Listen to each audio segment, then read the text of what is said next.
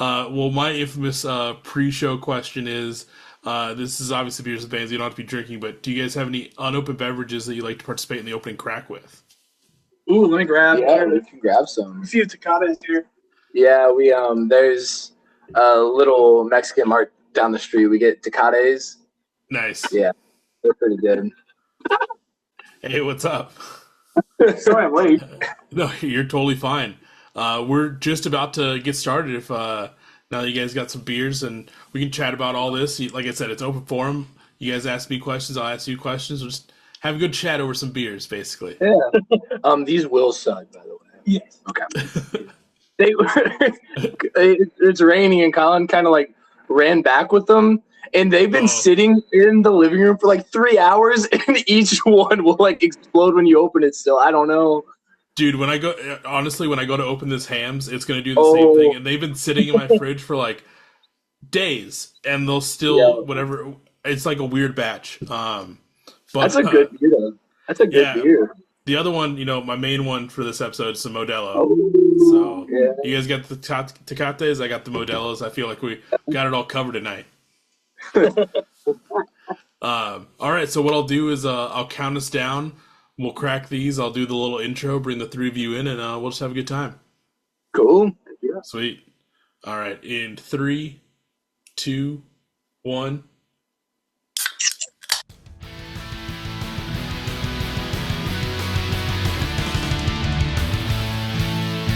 Welcome to the Beers and Bands podcast with your host, Michael Torres.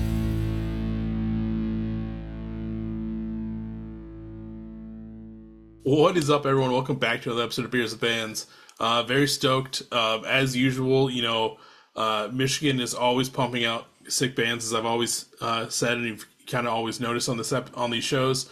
I'm sitting down with another band based out of Grand Rapids and partially Cincinnati as well.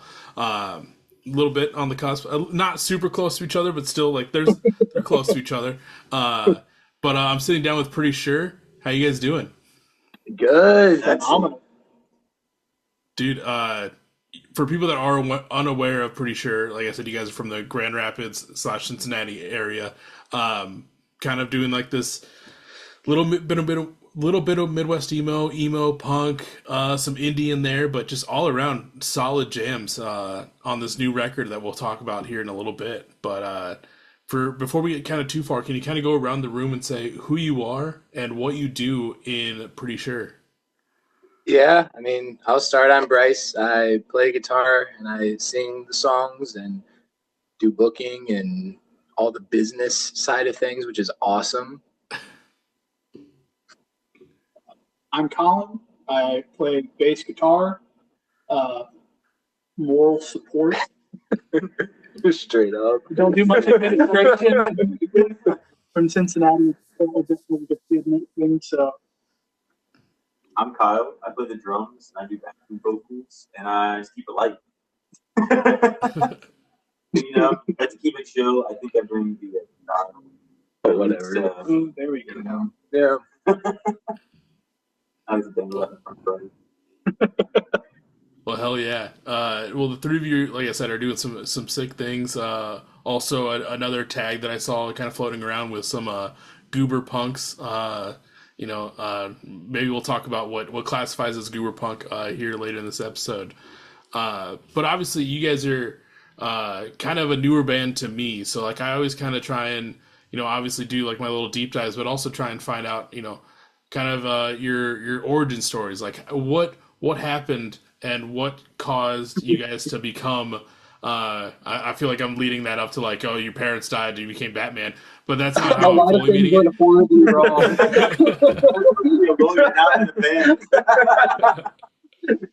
All going. But how did the three of you guys come together to become Pretty Sure? Yeah, so we actually all grew up in the same area of Cincinnati, and I met Colin in 5th grade band, and then we met Kyle shortly thereafter. And we were in, a high school band out of one of our buddies' garages, and learned that you can play cool rock and roll music, and it's awesome and fun and fulfilling. And so we had a band called With the Friends that took over the tri-state area down in Cincinnati. Kind of did though. It was awesome. Like being 16. Yep. And Second place in back-to-back. Yep. But I ended up moving to South Dakota. Played a little football, got my school paid for, and spent some time out there. And these boys went to UC, and kind of, I wouldn't say drifted apart, but musically we were completely out of touch with each other. And Yeah, we were playing some stuff in Cincinnati while you were gone, kind of bands here and there, some house shows, but Mostly just keeping the dust. yeah, Dust nothing with a off. lot of traction necessarily. Just doing it. Before you're 21, you could get paid in a 6-pack by playing a house show, and that was the main motivation. Wait, you mean that's not how people over 21 get paid still? Like, they're getting extra money now? Like, that's wild. It's less enticing then, yeah. well, there is Mulligan's in Grand Rapids. It is the best place on earth, but you get 3 pitchers of PBR, and there's 3 of them, and it's just like, do the math. It's very simple. Dude, I remember one time we were playing we played this one venue in not South Dakota, but in San Diego, and half the band was underage, so they had to sit. Unfortunately, they had to sit in the van until we played because this bar was like super strict. Of like, you guys had that 15-minute window. So like me and the 2 other guys that were of age that drank like kind of went in, and yeah, we got the same thing where we got 3 free pitchers, and it's like, well, we're the 3 guys that are inside. They kind of got stuck outside. Sorry, dudes. Like, we'll get rid of these for you. Checks in the mail. Just hold it till they're 21. Take the deposit box, go check it out with the port in there. I have all my beer locked up in box.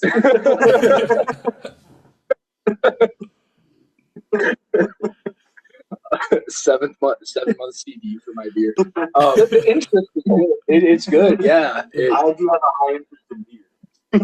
Amen. But I in South Dakota continued to play, and I was in a few bands out there, and I ended up writing separate from those bands, like the Pretty Sure EP1. That was our first release in 2022, but I moved to Michigan kind of as I was writing those songs with my now wife. She went to Grand Valley State to get her advanced degree, and that put me at least not 13 hours away from my 2 best friends and only musicians that I have really ever loved playing with. So that's a broad statement, but the 2 people that I knew I needed to make these songs sound the way that I knew they could. So I sent them the demos for EP1, and then I think we played them maybe together once, and then went into a studio and cut them in a day. That's kind of what started the Pretty Sure lore. From there, that got us on a few stages, and those stages gave us more confidence, introduced us to more people. And then, I feel like are 3 pretty whimsical guys, and we've made a lot of friends, which is, helped grow our circle and our scene and kind of given us a little bit of a platform, which is super sick. Yeah, I mean, obviously, for people listening, like, we're already chatting. We're having good jokes already. Like, this is a great time. One side question before I get into like back into Pretty Sure questions, just because I haven't hit too many bands that have been from South Dakota in general, mainly because South Dakota is so sparse for people that live in the Midwest, as everyone knows. Like, I have some friends from South Dakota, but I met them when they lived in Minneapolis. When you were there and doing like music stuff, and I know you said you kind of wrote some of the Pretty Sure debut, the self-titled EP from that. What kind of music was that scene kind of like? Because for some reason I feel like South Dakota would be more of like this heavy or like metalcore scene in my mind. Yeah, that's a really good question. There weren't many like local bands there, admittedly. The shows that I played were primarily house shows there. But there's one place called Total Drag. It's a record store downtown in Sioux Falls. which is where I was. And like I saw Pine Grove there, which, but still, it was cool to see them there. I met Bill from Bill to Spill at the Icon Lounge in Sioux Falls because I was one of the 60 people at the Bill to Spill show there. Saw Tiny Moving Parts in the same small record store. There weren't many places to stop in South Dakota, but if you're coming from like Milwaukee to Minneapolis, Total Drag, I mean, this shirt is from there. Just this small little record store, but just a vibrant scene. And it's a testament to the community because no matter if it were, a touring act coming through or the smallest local band, there's 100 people in that room just because that's where the music was and that community fed off each other. But yeah, you were right. A lot of hardcore, a lot of metalcore.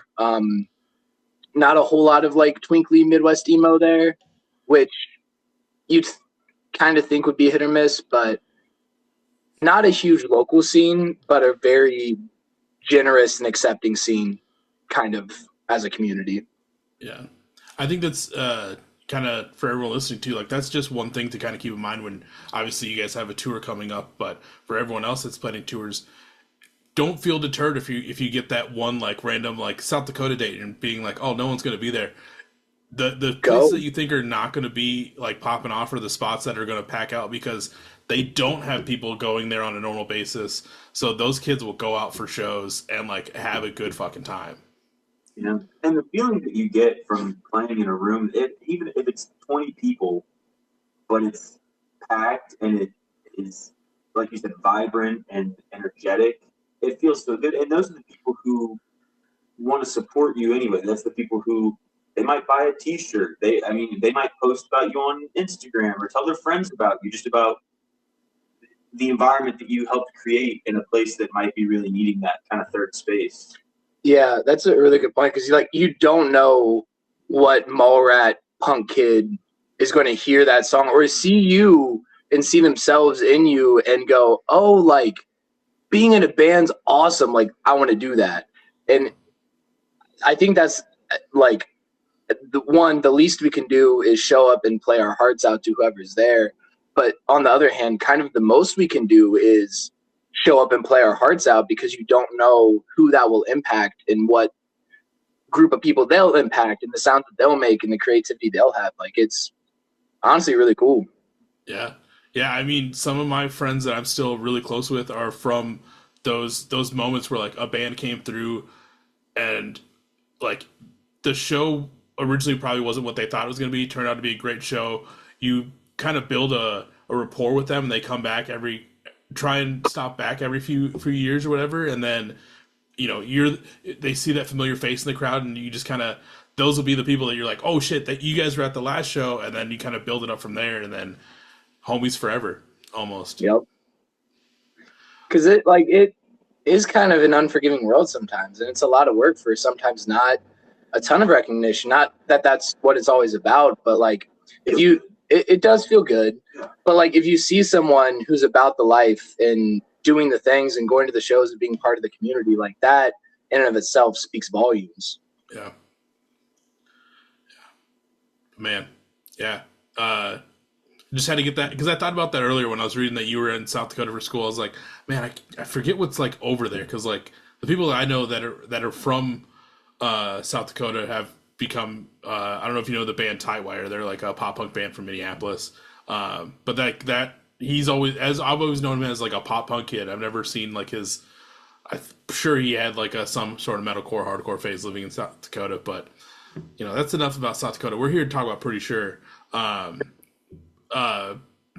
know we kind of mentioned the self-titled that was out in 2023, but then you guys also have your debut LP, It's Early to Fall, which came out in 2024. Everyone listening, please go check that stuff out. It's up on the Bandcamps and all on the streaming sites as well. But I mean, the real reason we're kind of here is to talk about EP2, which I feel like is a very defining EP for you guys right now, in a good way. Places You've Been has been phenomenal to listen to. You guys absolutely fucking killed it on this EP. Thank you. Really appreciate that. Thank you. Yeah, it's kind of the first time that we feel like the songwriting matched the production, matched the performance, matched our preparedness and like cohesion. And Mm-hmm. I mean, I'm really proud of the songs, but I'm really proud of these two for the parts that they wrote. And I'm proud of Addison for recording it and mixing it. I'm proud of Blake for mastering it. And it's just like, I listen to it and like I hear my friends. And it's the first time I've been able to like take a step away from all like the details and the dirty work and this like logistics of it and be like, damn, those are kind of good songs. Yeah, yeah, yeah, agreed. Yeah, it's like that when you make any art. I know people experience that how good do I think I am versus how good is the thing that I'm making, and why do I not feel like maybe it's my efforts matching my outcomes and all this stuff. And sometimes it just you just got to keep doing it until it does. And I think we brought everything we've learned and all our experiences into this thus far, and we wouldn't have this without the things that came before. We wouldn't know what we know or feel how we feel about certain details or the work it takes to make it happen. So yeah, it was really the culmination of everything, I think, to make this special. Every time we've recorded, when we did the self-titled, it was like, wow, this is really good. This is awesome. And then we did the second, or we did the full length. I think at the time we felt like, oh, dude, this is the best stuff we were able to do to put down. I think I remember listening to The Power for the first time once that got mastered in my car, and I went, this is the best I could ever do. And then we come in again, and it's the best again. And every time you go in, you're just the best version of yourself, the best band you've ever been. And I think the day we walk into a studio and we feel like we haven't once again improved. Yeah. But hang it up. Yeah. Wash, kid. Luckily, though, that's hasn't happened yet. I've been playing, like, we've been playing music together for a really long time, and I made a comment about, like, it's like listening to my friends, but, like, when I hear, like, Brian McGowan specifically, like, that's how you sound when you play the bass. You know what I mean? And then, like, all the drum parts, and even, like, the backing vocals that we threw, and it's like, that's how Kyle sounds when he plays the drums, and it's just really cool to have that be such a clear representation. Yeah. Also, I know I've been yapping, kind of feel like a responsibility. I don't want to say obligation, but like we've met so many awesome people and have been supported since 2022, since we started, and it feels really, really good to like give something back and like have it be like, thank you for believing, like, please take this, and I mean, just hope it's enough, like that's kind of what it is. Piece of ourselves, put it out there. Because it's one of those things where you've been part of the scene. Obviously, you're seeing everyone else kind of grow, and this is your chance to be like, hey, thank you for sticking out. This I think is as much as there's a self-title already and a full LP already. And I always say that like every release is a chapter, and like I feel like you can, and I mean this in the best way possible when I say this. Like it's always like I never mean to put anyone down. I always mean the best when I say this. Like you could skim through chapters 1 and 2 and start at 3, and I think you would get the full picture and like see where the rest of this book continues from here. Because like when I listened to, because I think I listened to this EP first when you guys hit me up. I immediately went and listened to it, and I went and listened to Too Early to Tell, and I mean this in the best way. Like it sounded like two different bands. Like you guys literally leveled up in a crazy way. Yeah, I think we definitely didn't have any illusions about. I think we thought we had more in the tank, or when it came to some of those previous works, or you look back and you think, oh well, you know what, could have done that better maybe, or could have planned this a little harder.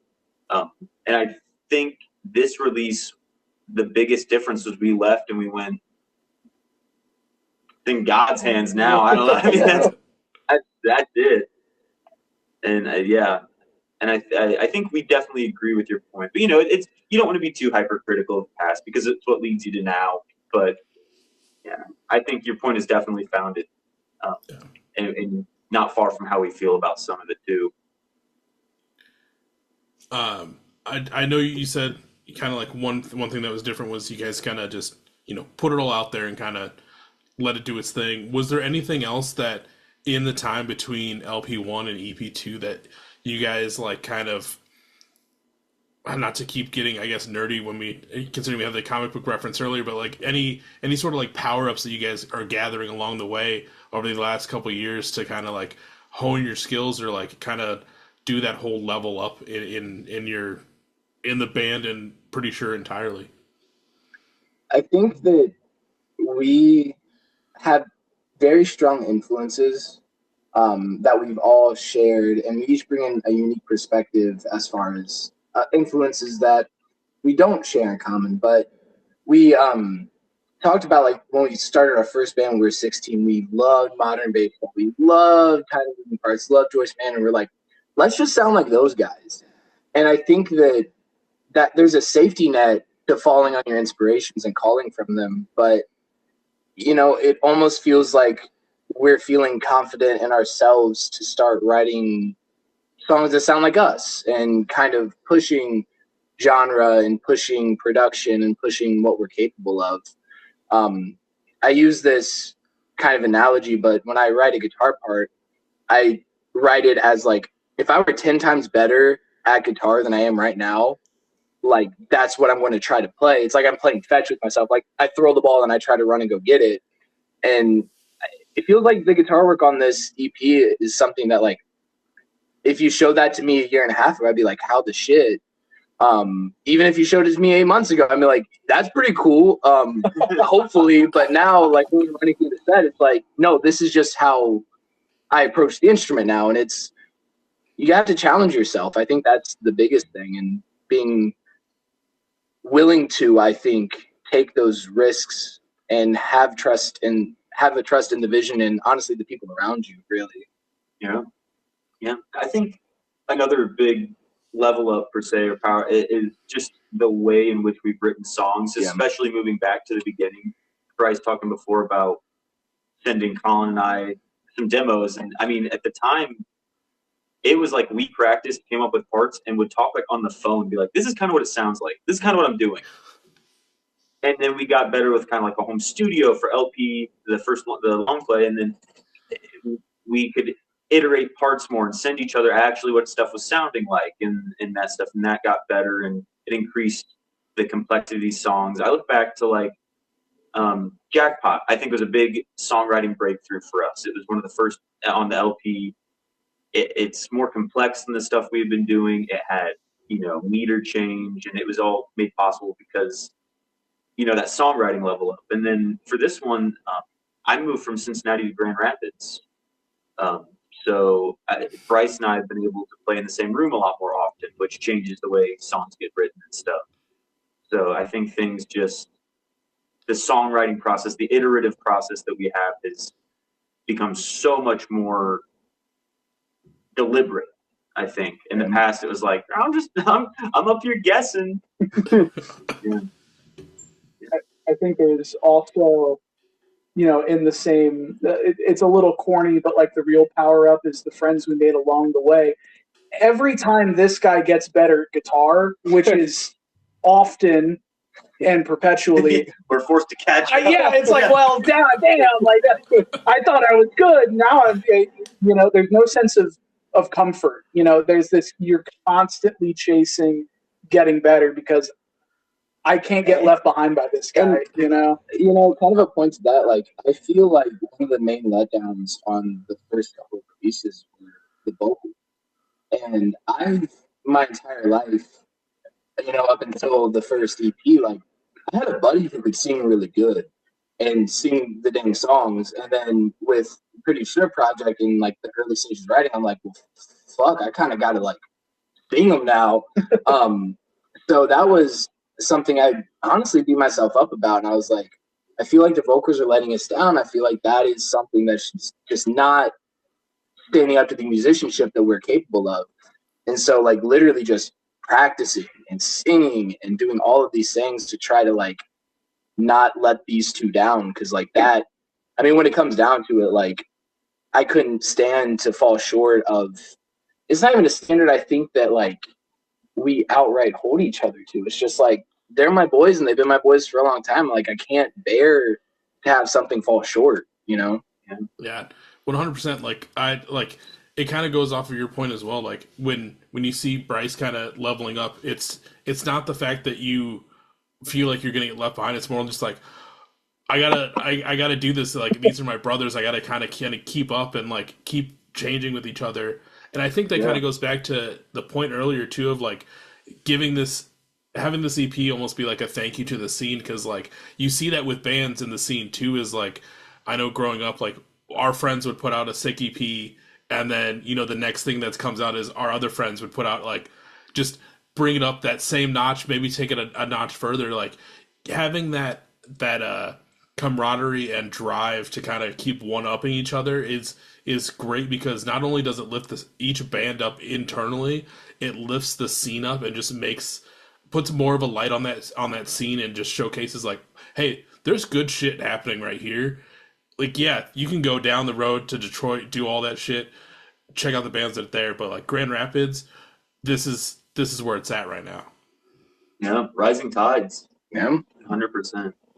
That and it's, I mean, in the very literal sense, the first EP was a proof of concept and kind of a tool to book shows for us.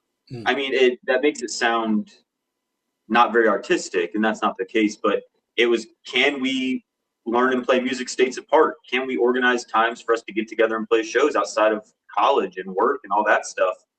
And it was, and then after that, I know I can say the same for these two guys.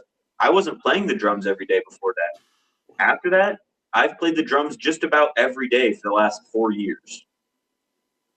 That I think that alone has just made me better, just a better player now, and we played in high school together, and it was kind of the same deal. When you have 45 minutes of class a day where you're playing in jazz band together, dedicated to playing the guitar, drum, like you just get that. That's just what happens when you practice every day. Is unfortunately you get better. Unfortunately. Such a cop out. It's such a lame thing to say. It's funny now because like we're adults and we're out of high school, so like now we're like, yeah, if we would have just practiced more back then, like me looking back as you're saying this, I'm like, man, I didn't do shit during jazz band. I just like showed up and did my thing. I barely practiced. There's probably a reason I don't remember how to play a trombone at this point in my life. But that's besides the point. Yeah. But back to your point, yeah. Yeah, just doing it every day and like getting that proof of concept, finding out like, oh, okay, we can do this, and it's actually really fun. And now it was like there was a jump start ahead of us almost. Like we woke up kind of after that first EP thinking, oh no, we have something here. I think a lot of bands play out, develop songs together, do all that stuff, and then hit the studio. I mean, it's the first thing we did as a band was drive 5 hours, sleep on his couch, and go to a studio. Most people play at a place that's 15 minutes from where they live. Because how much of that self-titled did you have pretty much done before you kind of brought these guys in, and like how much did they tweak to it? I would play to just straight eights in GarageBand, and in my mind, like the only drum part that existed was like the, so I could like record the demos and just get everything lined up. And then Kyle would come in, and it would be like, oh shit, this is what the song sounds like now. And then Colin would come in, I'm like, oh yeah, no, that's awesome. And then it's really crazy how you have an idea and then it can so quickly, with the right people around you, just completely change for the better, really. Yeah. Man, I'm so happy for you guys for like all the progress you guys have made in the short amount of time. Like you said, like you guys are killing it with this, and like places you've been is a great EP to kind of, for people that are just now finding you, to kind of get their feet wet and like I know we still have more things to talk about, but I'm very stoked to kind of see what you guys do from here. With Yeah. either LP2, EP3, whatever you guys do from here, like I'm very, very stoked to see what that's going to be like. Yeah, we have the perfect opportunity to sell out and become like a band that plays at Disney World or something. So close. We almost have it. It's almost long enough to sell out.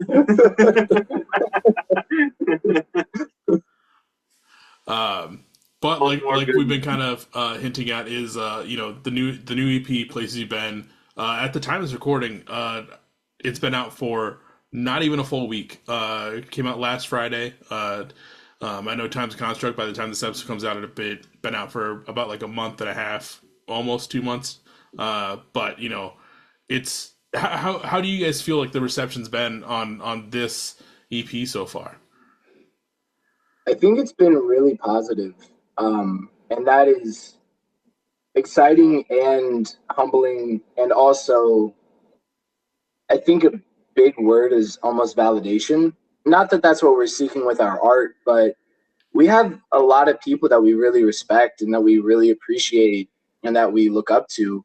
And like 3 of them are playing with us on our, release party. And what, when we first joined the scene looked like these incredible bands, like how could we even be in the same ethos as them, to now like offering an invitation to play the show and all of them being like, absolutely, we'll be there. Like Low Phase, another GR band, phenomenal artists, phenomenal musicians, straight up even better people. They're going to be coming down on the Cincinnati leg of our tour coming up.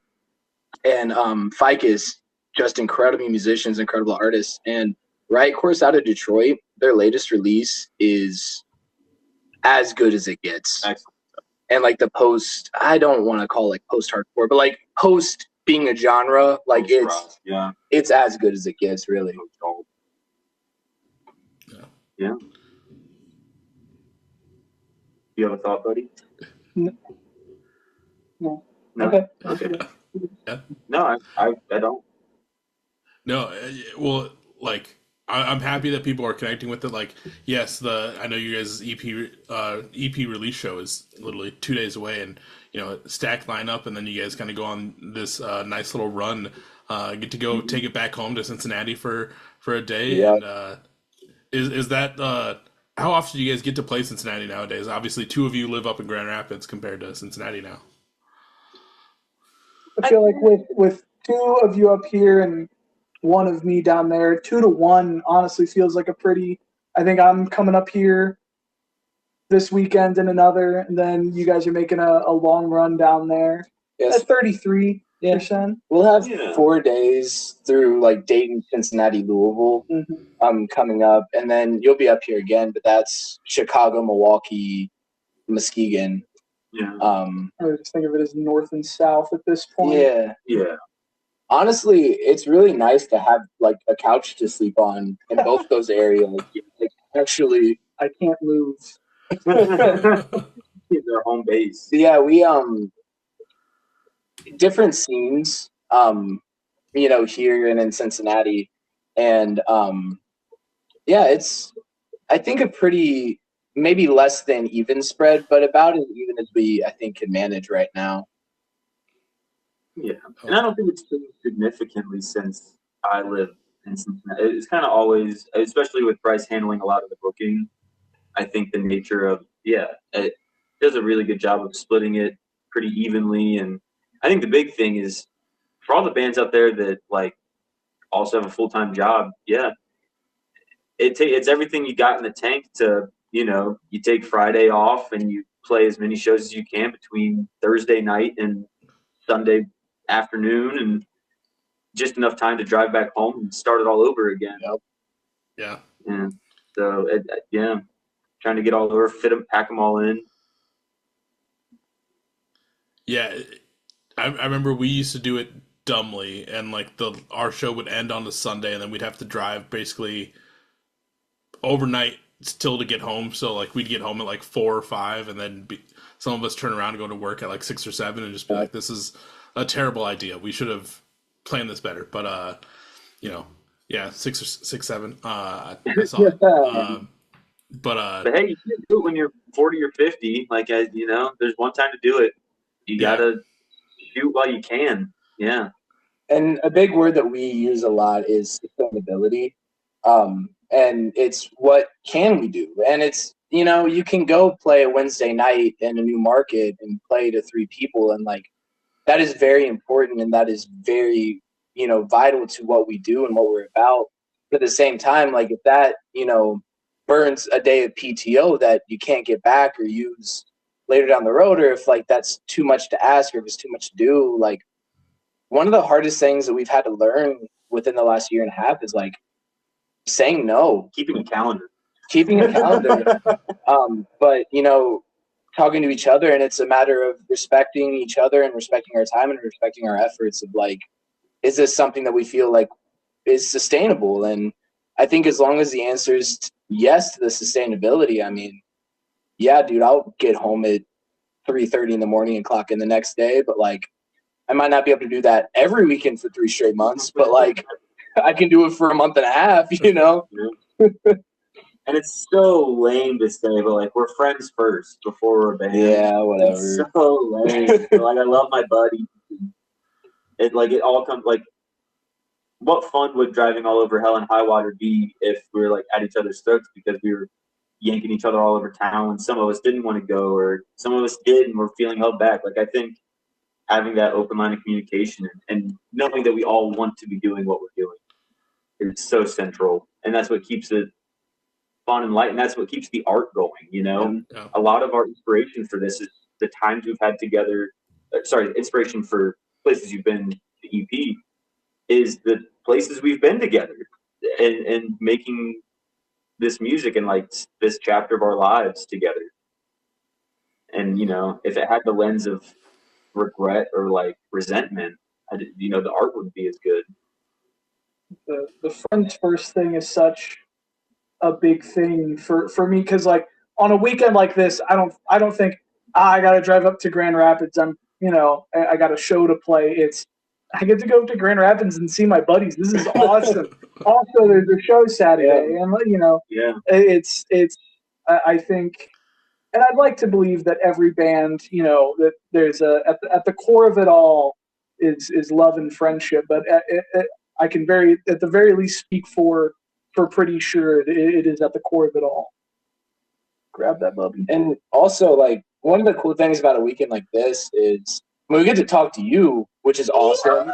And like this afternoon, we were live on Grand Rapids Radio playing an acoustic set and chatting about the show. And then tomorrow night, we're doing a live performance at the studio and it's being recorded. And then like Saturday night is the EP release show. And this is coming a week after, probably the best work we've put out. And I think being able to take a step back and be like, straight up, when we were in With the Friends at the age of 16, if we could flash forward, 10 years and go, that's what we're doing? Oh, sick. You know what I mean? And I think a lot of it boils down to like, I remember seeing you in 5th grade with red drumsticks, thinking that was like the coolest shit. And like that, not to be too like cheesy, but like that's the Colin that I think of sometimes.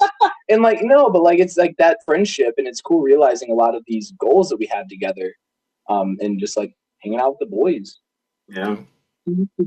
Did you think when we first your freshman year, I was like, I'm gonna drop Kyle off and we're gonna shoot his compound bow in the front yard at a hay target? Did we think this is where I had a feeling this is where it would end up.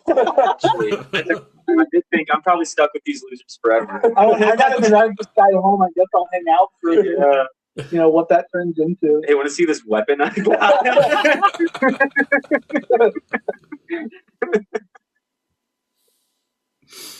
Oh man. But yes, I agree. Like, as cheesy as it sounds, being with your friends, like, the times that me and my friends were on the road, yeah, shows were cool, but like, I miss just sitting in the van with each other for like 6 to 8 hours on some of those drives, and just like this stupid bullshit you would get into for no reason. Like we had, for the sake of it. yeah, we would do stupid shit like just argue, and then if one guy passes out, you go and you take selfies with them. Just stupid shit like that. We'd play Hey Cow, which I can teach you guys later. It's a super fun, exciting game if you live Yeah. in the Midwest. But like we would just do stupid stuff like, and that's the time. That's the thing I miss, especially now being in my like early 30s. We all live so far apart. Like one guy moved to California. I live in Minnesota now. A couple guys still live back in Iowa. So it's just like when we get together, it's just reminiscing about that times over beers and just remembering the good old days almost. Yeah. Um, Go ahead. You're good. So, despite only seeing you guys, usually once, twice, every other month or so, yeah, a car ride quickly devolves into complaining for an hour, then Steely Dan hour, Yeah. then complaining for another hour, then another Steely Dan / Bob Seger hour. Yeah. It all very quickly. It's like, yeah, I've never been away from this guy. Yeah. The time dissolves near instantly. And honestly, it's something that I feel so eternally grateful for. You hear people talk all the time. I wish someone would have told me when I was in the good old days. I don't really. I know they're right now. Yeah. I know they're right now.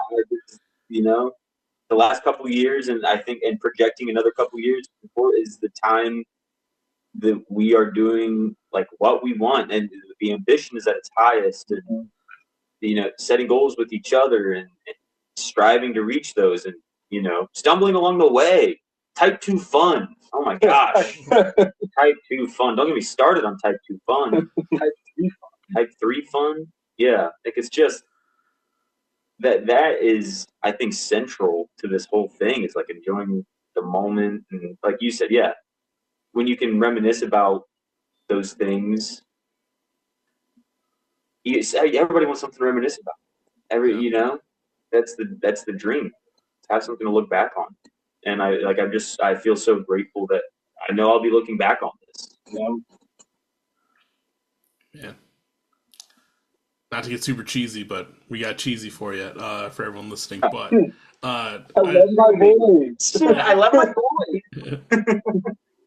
But hopping back into places you've been, like you said, it's kind of like a little ode to the places you guys have been together as boys. One obviously now I gotta double check. Were you guys all together for this parking tickets fiasco, or was that just a one-off thing? So I have an apartment in East Town in Grand Rapids, and it's a pretty it's kind of one of the busiest streets in the city. And if I'm not home from work at 5:21 on the fucking on the nose, I won't be able to park in front of where I live. And that is it's bad news bears. I'm not a pleasant person if I can't park in front of where I live. That's where I live. All these tourists before I've got my car. All these tourists coming, but it's funny because there's a row of houses that are multi-unit buildings, and then across the street is free parking. On my side of the street, it is paid parking. And wake up, shower, get in my car to go to work. It is 8:10. 8:10. The meter person comes around at 8 o'clock, and I'm watching Bro finish writing a ticket, putting it in my windshield, and then going back into his car. And I'm like, are you for real? I live here. And it's just kind of the whole the line of the song "Kick Me While I'm Down." It's just a parking ticket at 8 a.m. man. A fuck you before I get out of the shower. It's just I don't know. I guess not to get too high on your horse. I guess there's always something to remind you that you still have work to do. You still have goals to accomplish. You still have things to achieve. But yeah, that was a real life man, come on. Yeah. I mean, we at least got a good song out of it. It's super relatable. It's super catchy. Probably one of my favorite songs on the CP. Yeah. Places You've Been and Brian Lookout, I think, are a close second. But yeah, I just had to get that story out there. Yeah. One thing I'd really liked that you guys did on this is you guys' future Hall of Famer interlude. Um, just to kind of like break up the EP a little bit and put that in there. Like I really like that. And then kind of having kind of like the spoken word poem kind of be behind that. Like, uh, how did you guys decide to do, or why did you guys decide to do like an interlude in the EP? So that, It was an ode to Joey Votto, basically, initially. yeah, the Cincinnati Reds. It's like the Hall of Pretty Good, where he might not be a Hall of Famer, but like we think he should be. In our eyes, he's the GOAT, yeah. But that guitar and bass part, like that existed.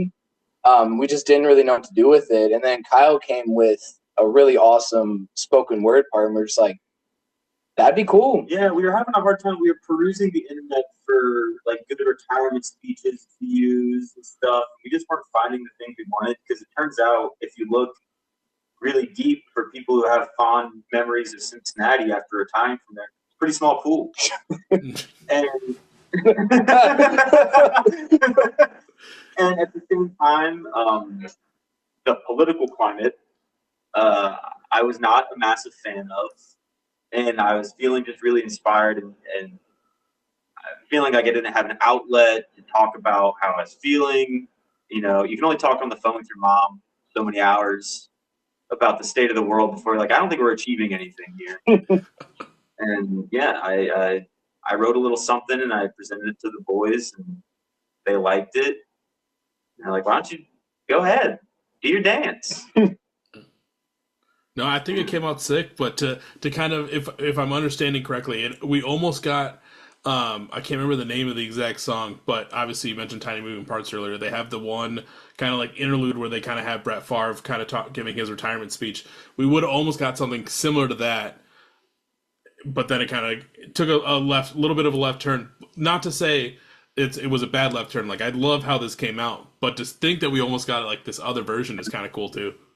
Yeah, and it's like the ethos of we grew up in, honestly, kind of the tail end of like the prime era of, I guess that'd be fourth or fifth wave Midwest emo, but like You're Gonna Miss It All, Pleasant Living, and then what is it? Never Hungover Again. All came out in like the 2014 era, and that was just a few years before we stopped listening to WEBN with our dads in the car. Yeah. But those albums like shaped us in our adolescence and still even today. And so, I mean, those songs are a huge inspiration for us. Yeah. This couch is long and full of friendship. I remember playing those songs for some of my other friends and then being like, dude, this is stupid. I'm like, you don't get it. You don't get it. You are so dumb right now. I wish I could chat clip this. Like it,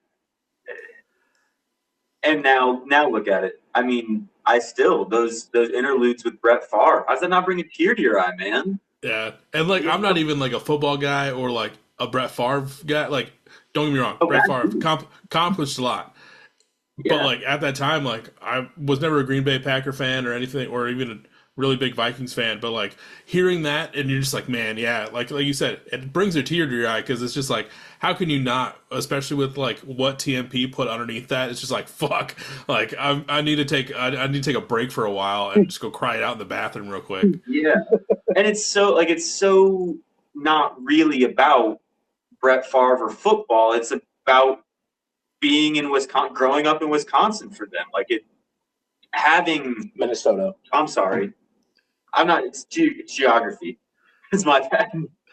But growing up and like having these things that you look up to and like all the things that shape your adolescence and what makes you be like, yeah, you looked up to that guy.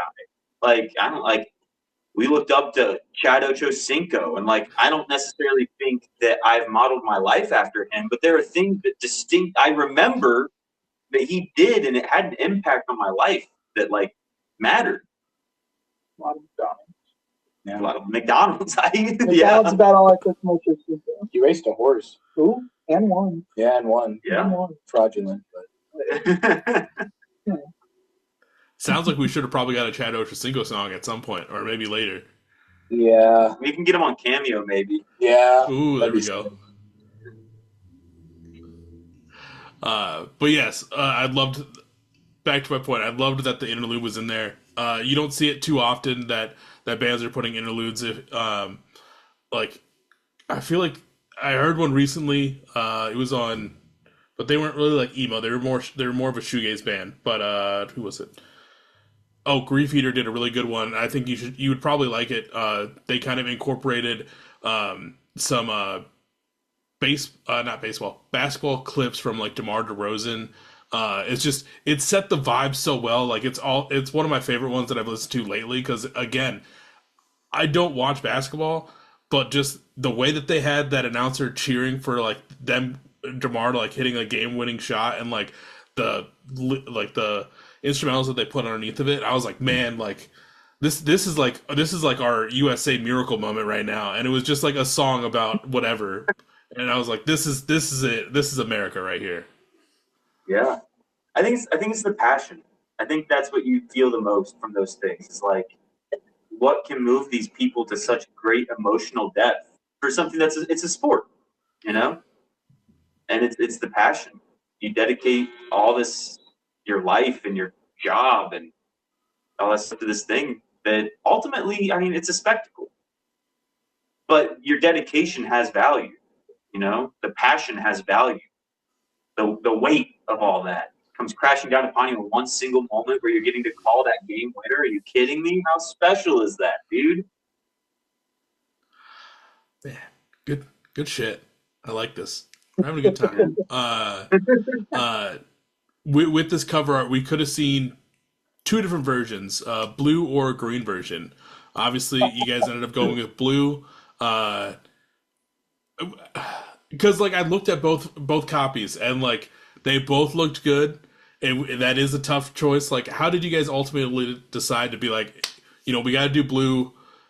Like it's gonna set us in like this. This is we're putting it out into the world now. Why did you choose blue over green? So we did the Blue Crew versus Green Gang on social media, and Blue won, straight up won. Jordan at Horse Girl Forever on Instagram. She did the art for the EP, and she did the like framework of the posters for our tour. And I mean, not to tip a hand, but she was like, "Please choose the blue one, please, because it's so sick."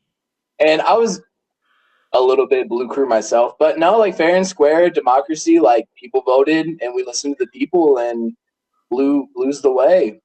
Yeah. I still stand as a stout green apologist. Yeah, Green Gang is sick. Remnants of Green Gang still exist, and we will not be extinguished. Yeah. I think maybe if we come out with a deluxe edition 10 years down the line. The rebels will be squashed. No, but I was thinking the same thing. Do like a B-sides, put out the green version or something. Like, Be like Weezer. And the B-sides is just we don't put out anything because no one wants to freaking hear it. Yeah, like the green album. Got Eye of the Sun, and then The other ones. and then the other ones, and it's a perfect place for it. I think the prevalence of blue is also like, Yeah. I guess it's really only it's one facet, and it's the blue it's the blue gas station slush. Ooh. Is really important to all three of us. Yeah. It's like a mana potion. It can fix anything. Makes you stronger. It can embolden you. Makes you huge. Yeah. Makes it feel huge. It makes you feel gigantic. Yeah. Potion of strength. It's all things. Through blue, all things are possible. In the upcoming Pretty Sure video game, it's going to be like our little invulnerability type. Yeah. Going back to power-ups, we did not mention the blue slushy in the power-up question, and now I realize it's deeply amiss by how much It'll be the like Gator Gator Ice? Legends, except all the missions are us trying to watch the Reds win baseball game. It's a very long game. Since we were talking about the cover art as well, and who created it, like I gotta say, like I mean, they put it together perfectly. One thing I really loved that it literally took me a second to fully realize, because I think I was looking at one of the tour flyers first, and then I had to go back to like the actual album artwork. But the way that Places You've Been is in the constellations, Yeah. it's so cool to kind of do that little additional touch.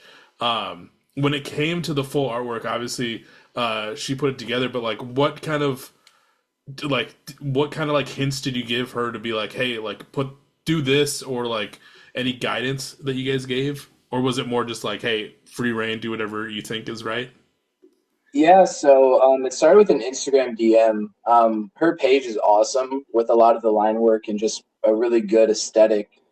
And then she's from, I want to say Kalamazoo, yeah, which is just south of Grand Rapids.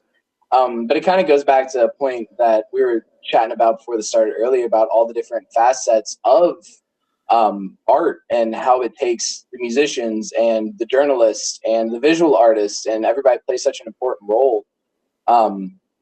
Basically, it's like, if you're willing to work with us on this, we feel like this is a nostalgic record. We feel like it's called Place. We know it's called Places You've Been. And then sent her the first round of mixes, and then that's what we got back.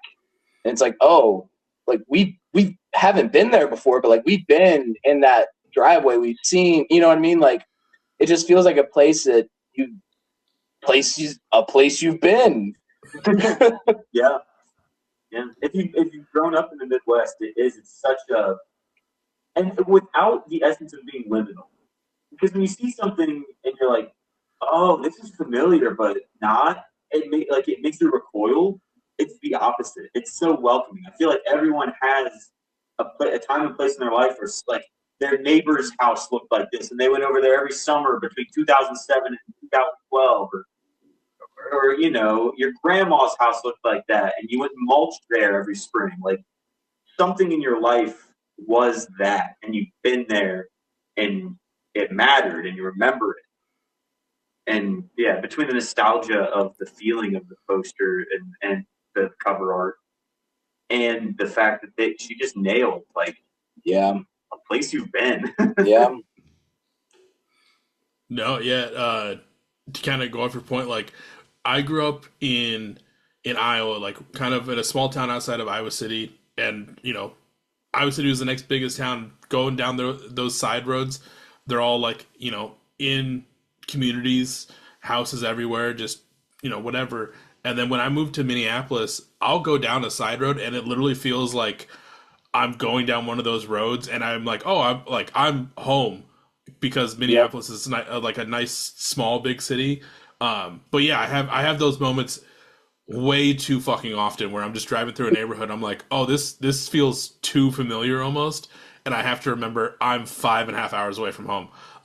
yep, But then it's cool too, because like we all have those moments where we'll smell something and it triggers that exact response of this, like, oh, I know exactly where I was the first time I smelled this and what it reminds me of, and it's not where I'm at right now. It's miles or thousands of miles away, and it just takes you to great memories and everything like that. And yeah, that's shit I love. And like the fact that she put this all together after listening to this, as a place she probably has been, or and brought those influences out, is super sick. Yeah. I don't know if she necessarily took a look at some of our other cover art, but two singles have photos or edited photos of like places we've literally lived. And I feel like that was such a central tenet to us, was like, I think we attribute a lot of meaning to these places because of the times that we had there, or the era of our lives that it represents. And it's so interesting that she came back with something that is like, I guess, kind of in essence, like yet to happen. It's a place we haven't been yet, which is just really cool. I think the series of all these cover arts and photos and just nail on the head. I think I had no expectations, and coming and seeing that for the first yeah. time, I was blown away. I was so excited. Who knows? Maybe, like you said, it's a place you guys go to at some point, since you guys haven't been there, and that would be kind of freaky if you guys are like pulling up somewhere and you're just like, wait a minute, this like is this it, type of deal. Yeah. But it'd also be kind of cool if like that were to randomly happen in the wild going forward. Like, who knows, when we go to do another one of these, you'll be like, no, we finally checked it off. Yeah. We've been there. The Oasis. Let me see. I got one other question on my list, but I want to save it because I feel like it'll be a good question later in the episode, and I really hope you guys appreciate it when we get there. But Yeah. as we kind of start to transition, I know these episodes, if you've checked them out, they bounce around quite a bit. So I want to make sure that I didn't miss anything when it comes to either Pretty Sure or places you've been that you want the people to know about. Yeah, we end our shows with affirmations. You are unique, you are capable, and you are worth it. And we want people to feel safe in our space and, enjoying our art and enjoying our company and being around us. And so we really strive to be inclusive and provide resources and be that space and that sound and those people that are marginalized and people that feel like they're underappreciated and that might not have the voice yet, to really find a home. And that's the biggest thing, above the music, above the scene, above the art. Like, we just want to be supportive of everyone that we can and let them know that, like, you can do it, and it might be hard and it might be shitty, but at the very least, we believe in you. That's one of the biggest tenets, I think, of this project, is just we want the absolute best for anyone that comes across our path or listens to our music. Hell yeah.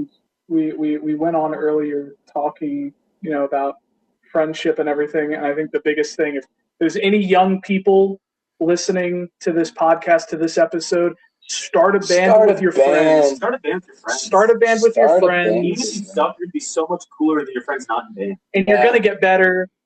And you're gonna have it's gonna be awesome. Some of the coolest moments of my life to this point have been with my buddies playing music, and I think the feeling you get from having something you made together. I mean, and if you can't start a band, if you don't have an instrument, if you don't feel like you can, go to a show. Like, go to someone's basement where there's a rock show playing. Like, take a step into your community and really take in the art and the people that are working. Like, there's so much art out there. Just go support it. Like, literally just take a step in your community, and it is such a beautiful thing. Yeah. Get introduced to that local scene, be a part of it. Whether you're starting a band to do something or just being a part of it in general, like, there's always something to do to kind of help build that scene and keep nurturing it and keep it growing. And I that's one thing that's been nice since COVID, is seeing all these scenes kind of reemerge and kind of keep going. It's super nice, not to sound like an old head, but like when I go to a show and see a bunch of kids that I'm like, Yep. Hell yeah, because like I didn't go to I feel like I started going to shows late, but like seeing all these kids that like I run, like, this sounds weird, I don't run into them all the time, but like I see them at multiple shows, and I'm like, hell yeah, like, these kids are not giving a shit about like the different genres that might be going on or anything like that. Like, they're there for the music and having a good time, and just like supporting everyone that's doing something in the best way. Yeah. We talked about this a little bit in a different interview recently, and you can't kill the thing that makes you cringe. You have to kill the part of you that cringes. Yeah, like, nobody's watching, and the people that are, they're pocket watchers. That's lame. Yeah, like, what do they matter? Yeah, like, go do your thing. Go be weird. Go get freaky. Go to a show. Go make something. Like, yeah, you have to. There's no point in that. What? It's like, look cool. So your gravestone can read like, "This guy was really cool." Yes. Yeah, that's fair. Goals. You can do that. You're allowed to do that. But why? For what?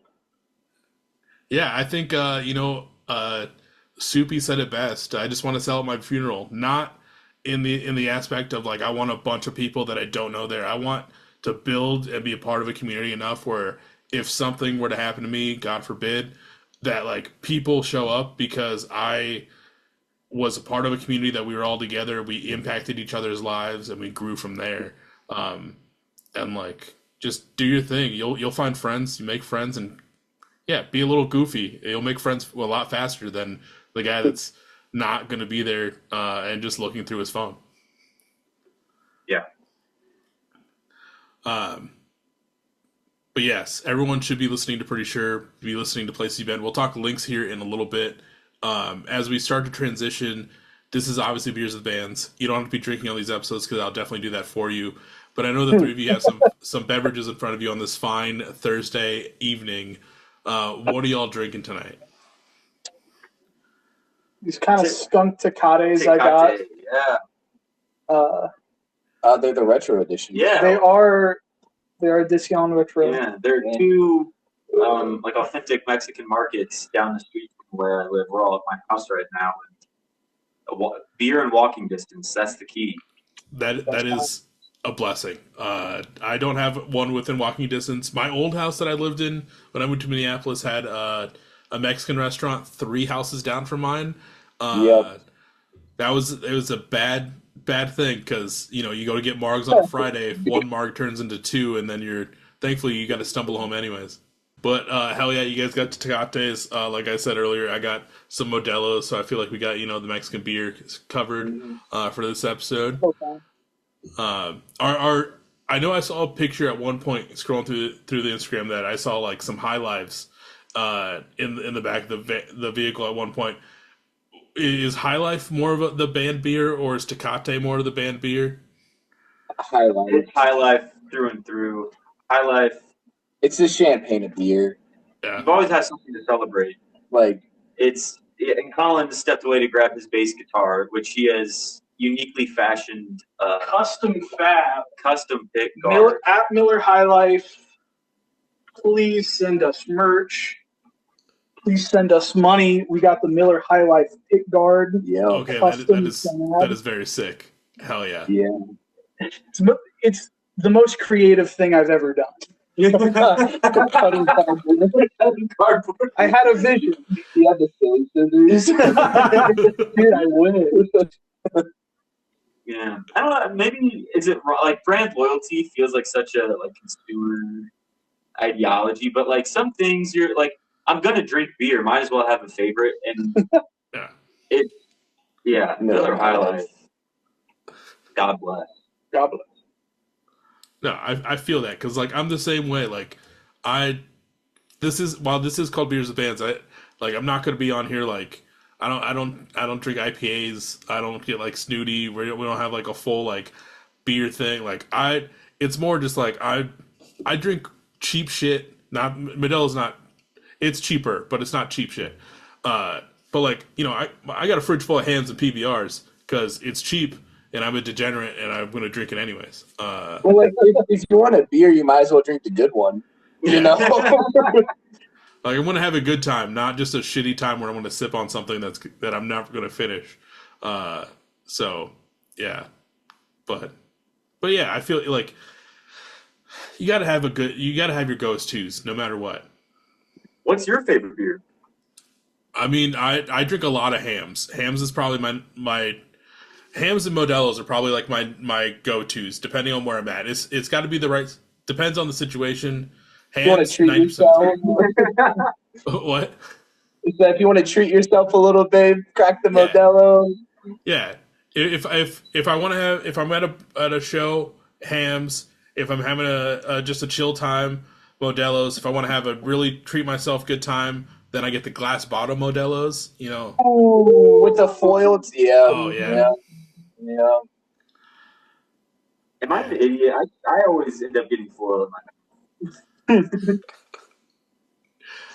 I've never gotten phloem in my mouth from those. Dang. Man. But yeah, if you guys catch them on the road, I know most of this tour will be done by the time this episode comes out. But I think there's last I saw on the schedule, I don't know if you guys booked them, where there's those couple shows possibly in like late May. So be ready for those. Coming together, actually. It'll be Grand Rapids, I think maybe out towards Detroit, Flint area, and then somewhere in Indiana. We have our homies at Nelly Bly, actually, from Indiana. They're dope. But we're working out that last little leg with them. So chips are falling, but it'll be Michigan, Indiana. Hell yeah. Well, if you go see them at those dates, make sure to give them some high lifes, to support the cause. Like I said, reiterate, catch them at their shows. Bring Miller Lights, high lifes, not Miller Lights. Bring the high lifes instead. Big difference when you get into Miller lore. Like, it's crazy. I feel like some people would throw down for that. You guys might. I don't know. Like, I'm over here. I should be Miller Lite. When I told my dad my favorite beer is Miller High Life, he said, "You don't drink that Miller Lite shit, right?" No, never, pops. Yeah, it's wild. My dad was a big Miller Lite guy. I don't know why we're getting on tangents, Dad. Like it happens, but he did a lot of it during that era. I don't know if you guys remember this, where Miller Lite would put in like that little can cracker thing in like the 6-packs or whatever, so you get like better airflow. Because they didn't have vented cans. Like I think Coors had vented cans at one point. Mm-hmm. Yeah. They poked a little hole in the top of the can right above where the tab would be. Yeah. Yeah, it was like a tool like this big or something like that. Like it was just so random that they would throw it in there and like. So I think every once in a while if I search my dad's garage, I can still find like a couple of them, which is wild because they haven't made those in years. But dudes, this has been a great time chatting and getting to know you guys, and hopefully we get to do another one of these in the future, and who knows, maybe one of these years, one of your tours will route its way to the great city of Minneapolis, and we'll have some high lives in person as well. I'll make sure to have them stocked and on deck for you. But before we end, I have a few questions that I've got on my mind. One, you've kind of mentioned, we mentioned earlier, modern baseball and stuff like that, and people have listened to the Pretty Sure EP. There's some hints to modern baseball in there. So my question to you is, do you still wish you could find a hook that sounds like modern baseball at this time in your life? I think that was a plea to a better version of myself to write something that someone could hold on to. And I just remember hearing, it started with "You're Gonna Miss It All." That was my introduction. Actually, my introduction was like the Thrash Particle. And hearing that on their Bandcamp, and it's like, couldn't watch your ex, and like, just, it made so much sense to me that like it felt like it was part of my life for my entire life the moment I heard it. And I think above the words and the lyricism and the musicality, it's just something that will stick with someone the way that those songs stuck with me. I think that's what that meant.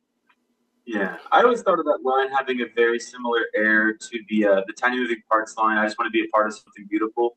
Yeah. Yeah, the TFB, what is it? Shower curtains, cameras running, genius. Yeah. Want to make them think they're seeing something they ain't never seen before. Yeah. Yeah, I think that's like the desire of, I think it's pretty like an instinctual or basal desire of humanity. That's like legacy. You want to be remembered. That's the reason people are driven to have kids is to have legacy. Like it's just such an internal, I want to be remembered and for something good. Yeah. Unlike maybe Ronald Reagan, I would prefer to be remembered for something like cool. I think there's wanting to write something that gets stuck in.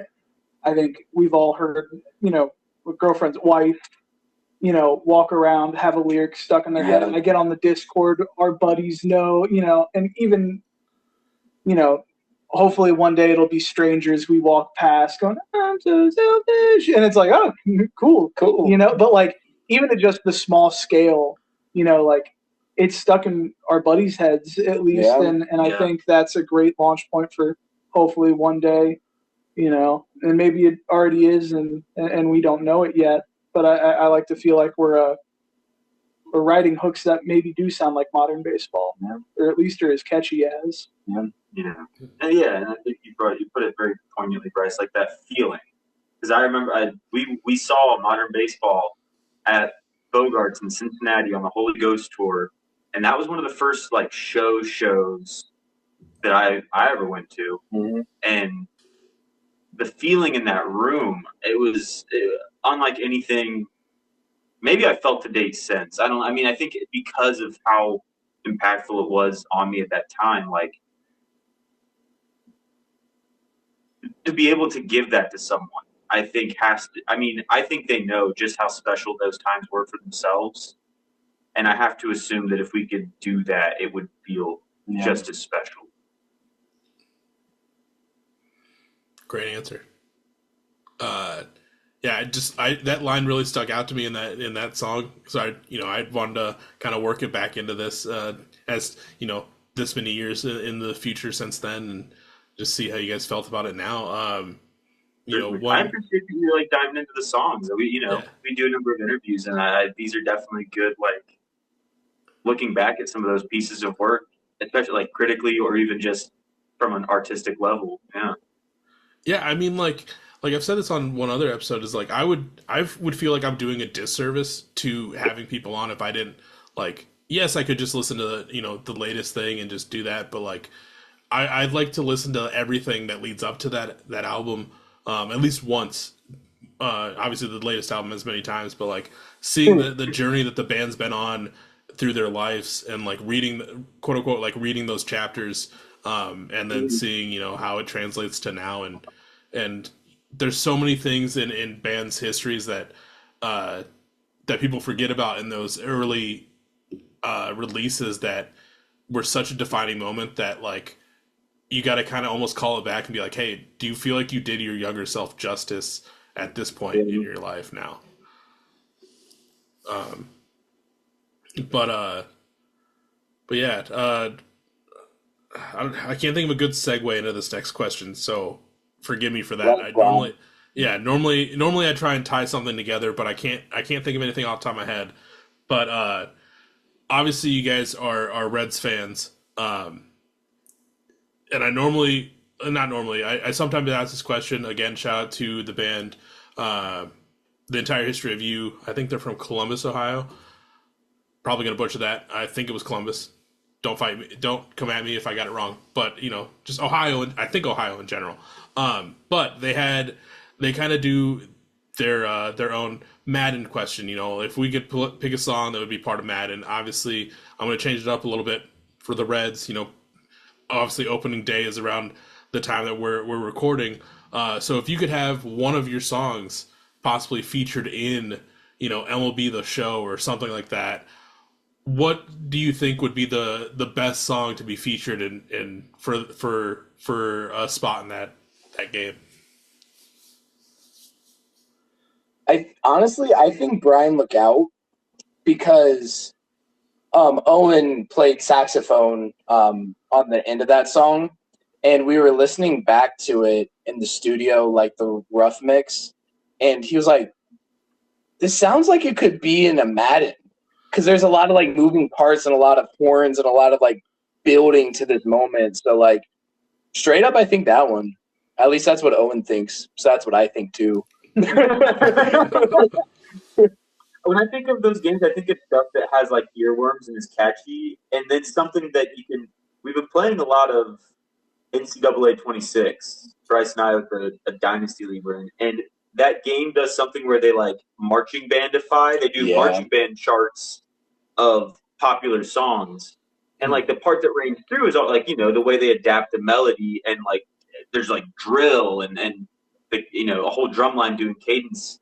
And I think the songs that translate the best to that have like they're really catchy. So my immediate thought is like the Wedding Season or Wishing Well that just have such like earworm guitar parts. Yeah. That would go good like in a main menu, you know. I was thinking, I think the song that has the most energy, I was on Heights. Okay. Yeah. I was on Heights. Yeah. Like, I don't know, Yeah. coming out the intro, at least be a good walkout song. Yeah. Yeah. Because like That's that's the fair. thing too with baseball is you could like let's say they gave you free roam with the game, you could possibly have someone using your song as a walk up song, Yeah. having a song just in the background during like the main menus and stuff like that. Like I feel like there's a lot of options that they could pick from this EP. Yeah. And for the sake of this question, I really wish we wrote the song "Welcome to the Jungle." Yeah.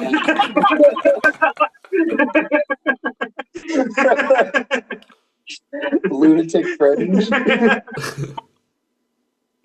Reintroduction to the jungle. Take Me Out. I wish we wrote Take Me Out. I wish we were Franz Ferdinand. So if you know, come on. We should have done that. Yeah. Yeah, why don't you guys do that one instead? You guys were like, that would have only been like what, early 2000s, 90s, some point I think. You guys It had was early 2000s. It was like the I same. think like 2004. Yeah, they were like the like cool counterparts of like the New York indie sleaze. They were like this is actually sick.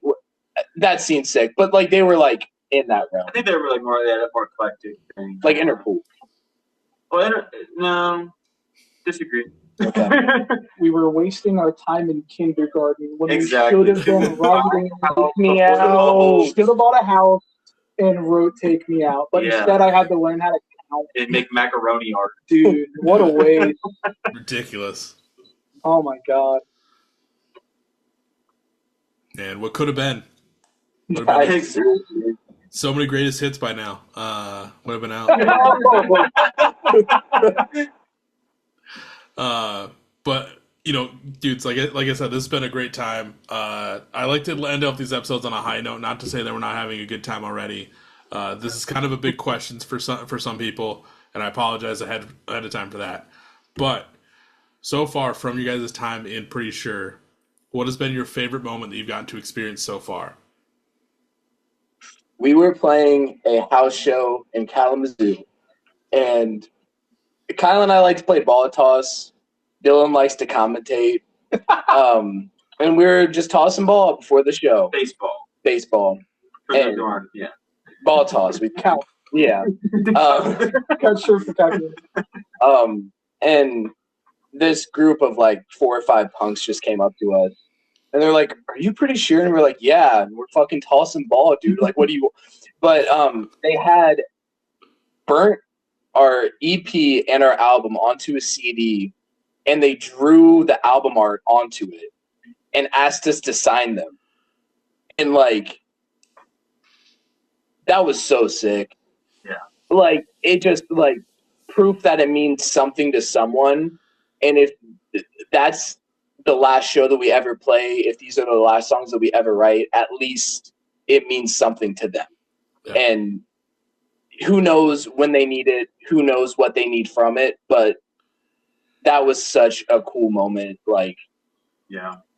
yeah. That was a good one. Something I look back on really fondly, when we released the first EP, we had the first couple shows we played were around the Grand Rapids area and up north, and we had some different lineup stuff because of the schedules, so we had some people fill in and all that, and then we played some shows, and I remember my first show in Grand Rapids, I didn't play up to what I felt was good, like appropriate, like I felt like I needed to practice harder and all this stuff, and finally after playing these shows, practicing really hard, our Cincinnati homecoming show. Yep. We played at a bar called the Comet in Northside, a neighborhood in Cincinnati.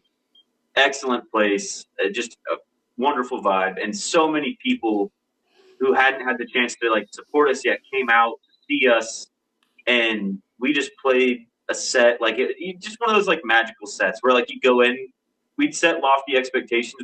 We covered No One Knows by Queens of the Stone Age. And I think we all went in thinking, like, this could blow up in our face. And it was just this magical set, and it was so much fun. And seeing all those people, getting to play for those people who hadn't seen us yet, knew that, you know, a lot of these people in my life, I was like, yeah, I've been in Grand Rapids 3 times in the last 2 months to play music. And they're like, is that a good thing? Like, yeah, no, come check me out. Like, it's just so awesome to play that show back in home turf and sound good and feel good for the people that, you know, emboldened us and lifted us up. In a similar homecoming Cincinnati show, the Southgate show where we played on the big floor, and I mean, just about everyone we knew and loved was there to kind of. It's the show I remember the most people coming there for, and being able to, like, no matter where I looked in the crowd, there's a face that's happy to see me up here. Yeah. And then side benefit, kind of best picture of me that's ever been taken was at that show that went straight to the Hinge profile, and I'm pretty sure tangentially by how, you know, how the through line goes. I think that's kind of how I met Lee, because that's kind of the first thing. Well, there you go. Yeah. The first picture your long-term girlfriend saw of you was at that show, and so I have that kind of, you know, that's pretty good. Yeah. I didn't even think about it that way. Yeah. And then a lot to thank at the Southgate Big Room. I can't help but, you know, we were talking about like type 2 fun earlier, and I would be remiss if we didn't bring up Bloomington, Indiana.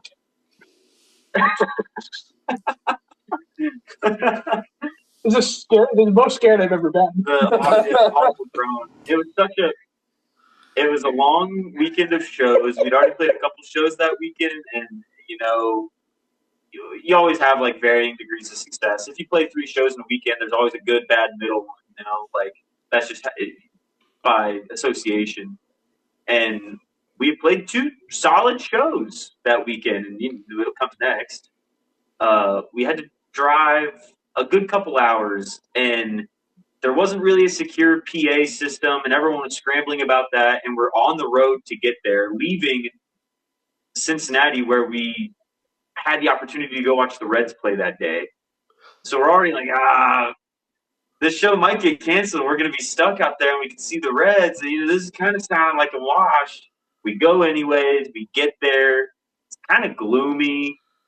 Bloomington, Indiana is an interesting place. They're very high highs, very low lows. We're playing in the basement of this business park, down a loading ramp into a dungeon. Yeah, Roses. Yeah, Roses. And we are playing in this room, this cobbled together basement room that one wall is a chain link fence. There's a Muay Thai dojo off to the side, people sparring. And in the middle of our set, a man who we believe to be unhoused rode a Lime scooter from outdoors down the parking ramp into the pit and just started going crazy, you know, like two-stepping, freaking out, having his fun. And then in the middle of that all, he dropped what you could only describe as like a railroad spike on the ground. Like he had it the whole time. He was swinging it around, freaking people out, dropped it. Everyone's really weirded out in the crowd. He mounts his Lime scooter once more and drives away. It's the only time in any show we've ever played where we stopped playing music early. Like we stopped the song. We were like, what the fuck? Is everyone okay? Yeah. What just happened? And it was like, does everyone feel safe? Do you want us to continue? Like, is everyone okay? And I'd kicked the spike back by Kyle, and then there were probably like 20, 25 people in the cage with us. And they're like, fuck yeah. And then we just closed the door behind them. Yeah. Playing in this damn, like, chain link dog cage. Yeah. Yeah. That was crazy. And some other things like leading up to the show, like I had to walk to the Kroger like 2 miles away to go get some food. I hadn't ate anything that day. Like it was just so strange this whole day, like from the Twilight Zone. Yeah. That was crazy. Yeah, and I remember just the whole day us thinking like, God, this kind of sucks. And every day after, it's been one of the funniest stories we had to tell. Like it's just that type 2 fun stuff. You got to go through it because then it's way funnier to tell it. Yeah. No, yeah, that's wild. Like I've heard a decent amount of crazy stories on this, but I've never the sequence that you literally said. I don't think I could have ever figured out or put together. Like if this was like a Mad Libs, there's no way I could have filled that out to be what you literally said. Yeah. It was such a strange, and like I think when you grow up living in Michigan or Ohio, your opinion of Indiana is not great. There's just like, and it's like the funny thing. It's like it's funny to kind of be like, Indiana sucks, but then it keeps proving to you it's kind of a dumb place sometimes. And yeah, it never failed. And like the drive from Cincinnati to Grand Rapids, you spend a lot of it in Indiana, and you just have all this time to develop negative emotions towards Indiana. Brandon Mendoza is going to have to recuperate a lot of Indiana. Yeah, he's got a lot on his back now. I hope he does. I think he can do it. I don't think they're too far gone, but they just don't have a great track record.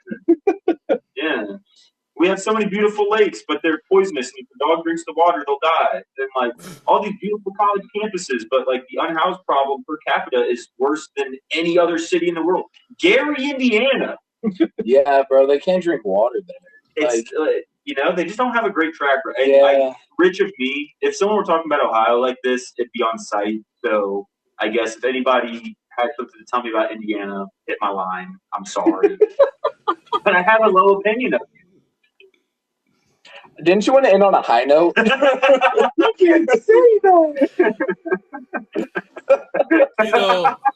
High notes for some or some low notes for Indiana. I don't know how it works out. There's a balance there. It's ostracized all of our fan base. The 3 of them with internet connection are going to be very Jesus. Oh. If anyone's from Indiana, I'm sorry. We never thought it would come to this. That guy.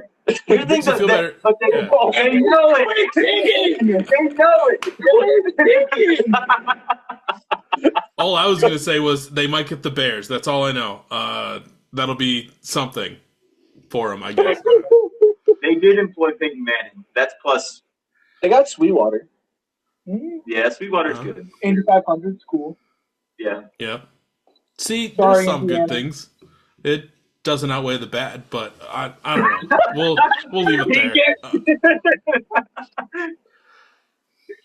We all have that state we can hate on. Like for someone from Iowa, like we hate on Illinois, and I'm from Eastern Iowa, so we hate on Western Iowa. So and Nebraska. Like it's the same thing. We're from Cincinnati. I think we just kind of hate on everyone. Grand Rapids. I like Grand Rapids too. Yeah, I mean Grand Rapids is sick. But The rest of Ohio is safe. Columbus, Cleveland. Cleveland. Oh my! If you have anything to say about Cleveland, I agree. Anything and everything, you're right. I don't know, man. Man, well, I should probably, for the sake of everyone else in Indiana and the rest of Ohio, probably wrap it up. Otherwise, I don't want anyone sending in death threats or anything like that. Indiana, sorry, but yes, I feel like we're still ending off on some, still a note somewhere. Still a great time. I loved all of this. Sorry, Indiana. And like I said, great time hanging out with you guys overall. If anyone's looking for merch, music, or Pretty Sure in general, where can they find it? Yeah, we have Bandcamp. That's honestly the best way across the board to really support artists directly, other than going to the shows and buying the merch there. We're on all the conventional social media platforms, all the conventional streaming platforms, but Bandcamp's where you can buy a cool T-shirt. And I think you guys still have CDs for the LP as well, I think, up? Yep, and we're actually making our own cassettes and CDs for this run that we're going on. So. Oh, hell yeah. Sick. Yeah. So, everyone, make sure, depending on where you found this episode, whether it's Facebook, Instagram, Twitter, Threads, Blue Sky, or watch the YouTube version, get to see their lovely faces like I did tonight. Make sure you check the hyperlinks down below. Go follow Pretty Sure on all the socials. Be ready for new merch, new music, and then go get copies of the tapes as well for this new record. The tapes is one thing lately that I still have yet to buy a tape player, but I love picking up tapes because it's like I tell people, it's another fun and sometimes inexpensive way to still support a band. So it's really cool whether you listen to them or not, or just have them displayed like I do. I really like those. So I'm really stoked to kind of see what those tapes come out as. Yeah. But dudes, one last big thank you to the three of you for taking the time out of your Thursday to sit down with me and talk about your band. Yeah, for real. Thank you for having us. This has been awesome. Yeah, of course. Everyone, be sure to go follow Pretty Sure. Be sure to listen to places you've been. Get those numbers up. Go catch them at the end of May. If you have, go catch them at the end of May. Be ready for new tour dates coming soon, and be ready for everything else coming next. One last big thank you to Pretty Sure, and I'll catch everyone on the next episode. See ya. Bye, everyone. Bye. Goodbye. Beers with Bears.